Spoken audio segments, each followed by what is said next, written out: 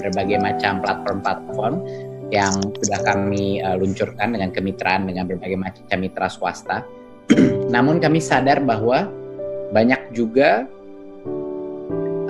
sekolah-sekolah di daerah-daerah yang mungkin satu tidak punya akses ke internet, ataupun dua masih sulit untuk memahami bagaimana menggunakan platform-platform teknologi, ataupun misalnya ada keterbatasan dana dari sisi kuota dan lain-lain. Jadinya kami di Kemendikbud ingin memastikan bahwa dalam masa yang sangat sulit ini, bahwa ada berbagai macam cara untuk mendapatkan pembelajaran dari. Assalamualaikum warahmatullahi wabarakatuh. Apa kabar teman-teman sejawat seluruh Indonesia? Perkenalkan, saya Ibu Mardia dari SMA Negeri 1 Cermin Gresik, Provinsi Jawa Timur. Pada kesempatan ini, saya akan berbagi pengalaman tentang pembelajaran jarak jauh lewat menjadi guru inspiratif Indonesia bersama Kuiper dan Fitting. Saya mengajar bidang studi fisika. Fisika merupakan mata pelajaran yang penuh dengan hitungan dan rumus. Hampir 90% merupakan hitungan. Itu kata siswa saya loh. Nah, pada pembelajaran tatap muka, fisika sudah menjadi mata pelajaran yang dianggap sulit, sehingga membuat guru mencari berbagai macam metode pembelajaran yang menyenangkan bagi siswa. Contohnya, saya membuat inovasi pembelajaran papan monopoli. Itu jika tatap muka. Nah, sejak COVID-19 melanda dunia, termasuk Indonesia, telah mengubah banyak tatanan termasuk bidang pendidikan. Pembelajaran yang semula tatap muka dilaksanakan secara daring sesuai dengan instruksi Menteri Pendidikan dan Kebudayaan. Untuk mempermudah pemahaman siswa, sama seperti tatap muka, maka pembelajaran daring saya gunakan dengan menggunakan beberapa metode pembelajaran berbasis IT. Bagaimana pelaksanaan pembelajaran jarak jauh saya? Berikut penjelasannya. Pembelajaran daring menggunakan Google Classroom dan WhatsApp. Sebelum pembelajaran, saya 1 hari sebelumnya sudah menyiapkan materi yang akan saya unggah di YouTube. Langkah pertama, saya menyiapkan materi di PPT. Kemudian, saya menjelaskannya dan direkam dengan menggunakan aplikasi Filmora atau Camtasia. Untuk menjelaskan soal, saya buat dulu soal di Word, kemudian saya print. Selanjutnya, saya menjelaskan seperti menjelaskan di papan tulis seperti saat mengajar di kelas. Hanya medianya kertas dan tidak lupa direkam dengan HP. Selanjutnya, 2 jenis rekaman ini, satunya PPT yang tadi direkam dengan Camtasia dan satunya dengan menggunakan rekaman HP, saya gabung dan saya edit dengan menggunakan aplikasi KineMaster. Video yang diedit dibentuk sedemikian rupa sehingga menarik untuk siswa. Jika sudah selesai, baru saya unggah di YouTube. Pembelajaran link YouTube saya berikan ke siswa lewat Google Classroom dengan beberapa perintah yang menyertainya. Siswa akan mengerjakan latihan soal berdasarkan apa yang telah dipelajari di YouTube. Jika ada kesulitan, siswa bisa chat saya melalui forum diskusi di Google Classroom. Dan di Google Classroom pula siswa pun bisa absen sesuai dengan jadwal. Saya jarang sekali menggunakan Zoom karena sekolah SMA Negeri 1 Cermin berada di desa. Sehingga banyak siswa yang keberatan dilaksanakan Zoom karena kendala sinyal dan membutuhkan kuota yang banyak.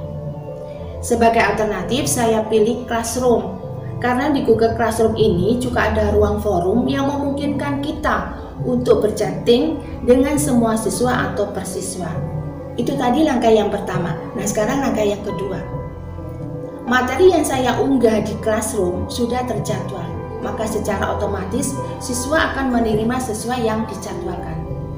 Siswa akan melaksanakan pembelajaran dan hasil dikirim ulang ke Google Classroom. Dan saya pun mengkoreksi hasil siswa dan nilainya dikirim ke siswa, sehingga siswa dapat mendapatkan nilai dari pekerjaannya. Sampai sekarang materi pembelajaran yang saya unggah di YouTube sekitar 17 video. Nah, ada 3 video yang tidak saya unggah karena merupakan aplikasi kuis dan pembuatannya menggunakan aplikasi Storyline. Ini merupakan aplikasi soal di mana siswa bisa melakukan secara berulang dengan tampilan yang menarik semacam game soal. Karena nanti akan muncul tanggapan jika jawaban yang diberikan siswa yang merupakan jawaban benar atau salah. Sehingga diharapkan siswa merasa rileks dan enjoy. Mata pelajaran fisika tidak lepas dari praktikum. Untuk praktikum, saya menggunakan aplikasi PET Simulasi yang merupakan software dari Universitas Colorado yang bisa diunduh gratis di Google. Juga saya menggunakan laboratorium Lab Maya dari Kemdikbud. Pokoknya kita sebagai guru harus membuat inovasi supaya siswa merasa nyaman belajar sekalipun di masa COVID yang memaksa mereka harus tinggal di rumah. Langkah ketiga berkaitan dengan penilaian.